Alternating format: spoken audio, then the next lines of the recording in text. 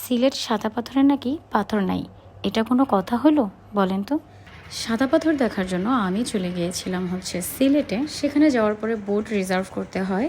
প্রাইভেটভাবে reserve করে নিলে 800 টাকা, আর এটা চাইলে ভাগাভাগি করেও নেওয়া যায়। সেখানে অনেক মানুষ থাকে, তো তারা চাইলে একে অপরের সাথে কথা বলে ভাগাভাগি করে বোট নিতে পারবেন। আমরা মূলত বোট রিজার্ভ নিয়েছিলাম। দেন আমাদের পাশে আরেকটা আপু ছিল, উনি বললেন যে আপু আমাকেও সাথে করে নিয়ে যান।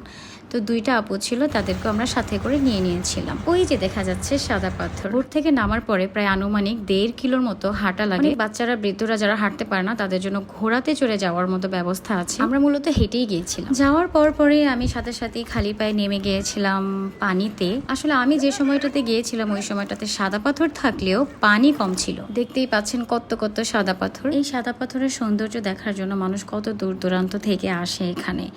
আর ইদানিং যেটা শুনছি যে সাদা পাথর নাকি চুরি হয়ে যাচ্ছে, এখানে নাকি কোনো সাদা পাথরই নাই।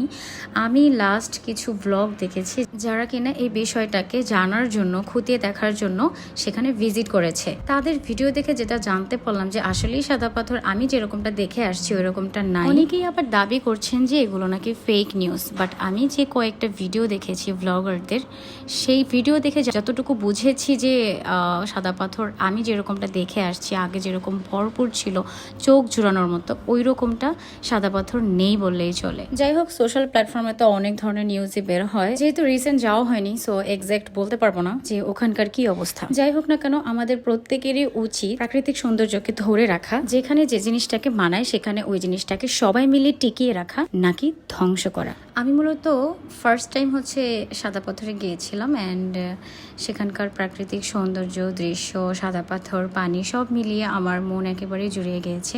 দেখতেই পাচ্ছেন কত কত সাদা পাথর ছিল। তাকালে সবুজ, সাদা, পানি সবকিছু মিলিয়ে একদম উপভোগ করার মতোই ছিল। আমি তো খুবই মজা করেছি। পানিটি তো কম ছিল, আমি গোসল করতে পারি নাই, বাট আমার বেবি অনেক মজা করেছে, গোসল করেছে।